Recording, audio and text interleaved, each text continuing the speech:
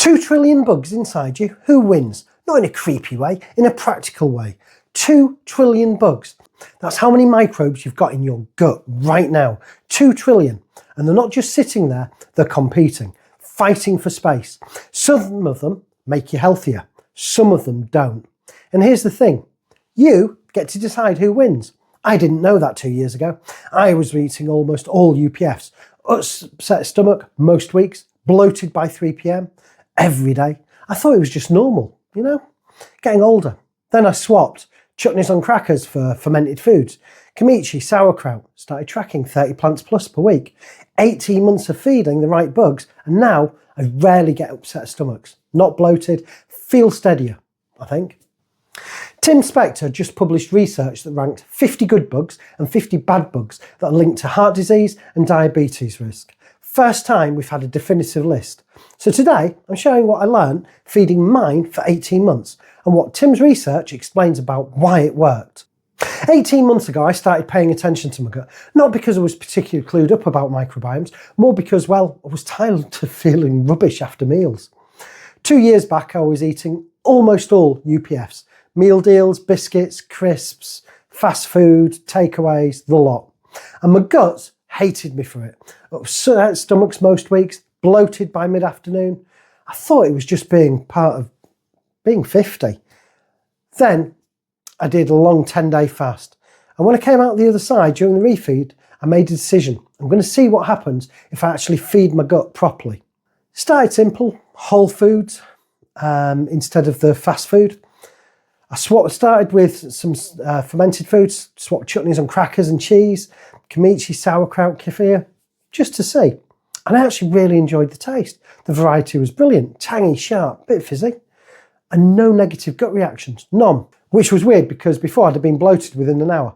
And I went a bit overboard later on, made 20 jars of fermented foods in 1 week.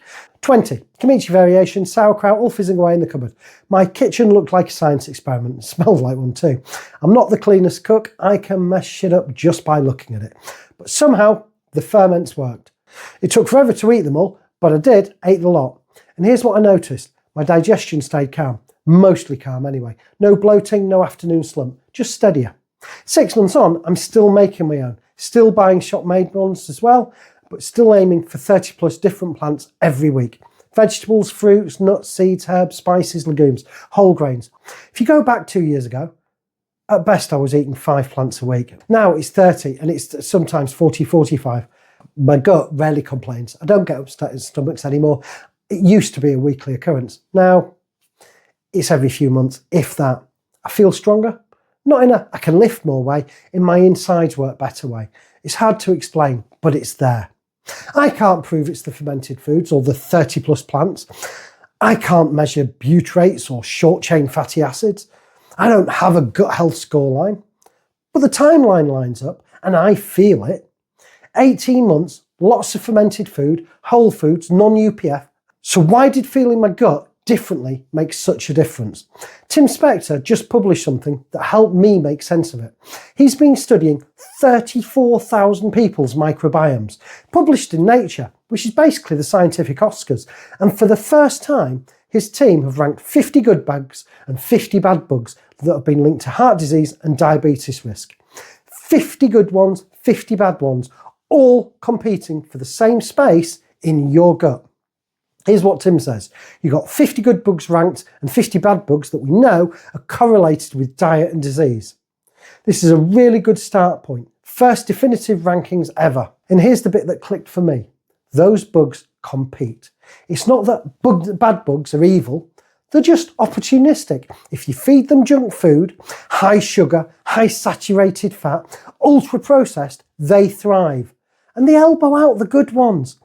Good bugs are pickier. They want fibre, they want diversity, they want fermented foods, they want 30 different plants per week, which is exactly what I'd been giving them without knowing I was doing it.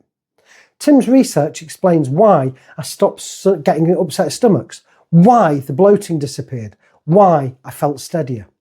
I wasn't just eating better, I was feeding 2 trillion bugs that live inside me and live inside you, and when I fed the right ones, they squeezed out the bad ones. Simple as that. Now here's the bit that will save you some money.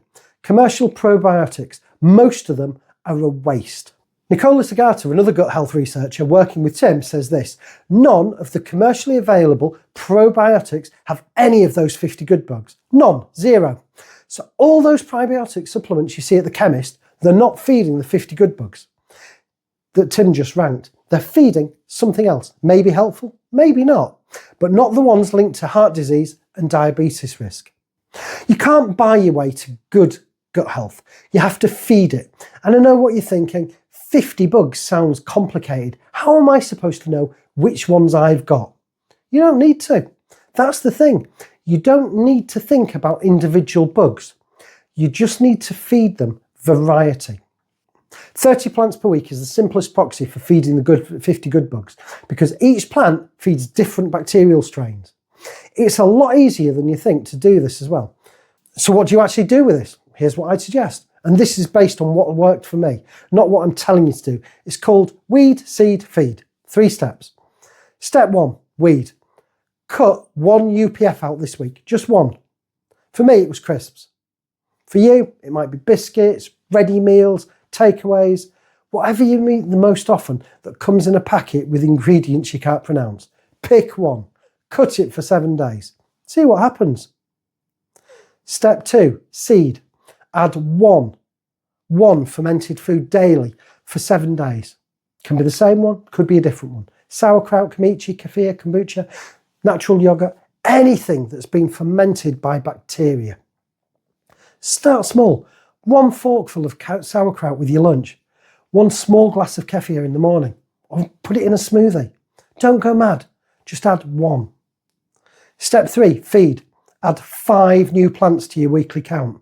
If you normally eat 10 plants, aim for 15. If you're at 15, aim for 20. Eventually you're targeting 30. Remember, vegetables, fruit, nuts, seeds, herbs, spices, legumes, whole grains, they all count. And variety matters far more than volume. So this week, garlic, ginger, turmeric, walnuts, and I don't know, courgette. 5 new ones. Track them if you want, or just notice. Either works. That's it. Weed 1, UPF. Seed 1, fermented food. Feed 5 new plants. And do that for 7 days and see how your gut responds. If it's anything like mine, you'll notice, not dramatically, not overnight, but steadier, calmer, less reactive. And if you want to go further like I did with the 20 jars of fermented food, go for it. Just don't blame me when your kitchen smells like a science experiment.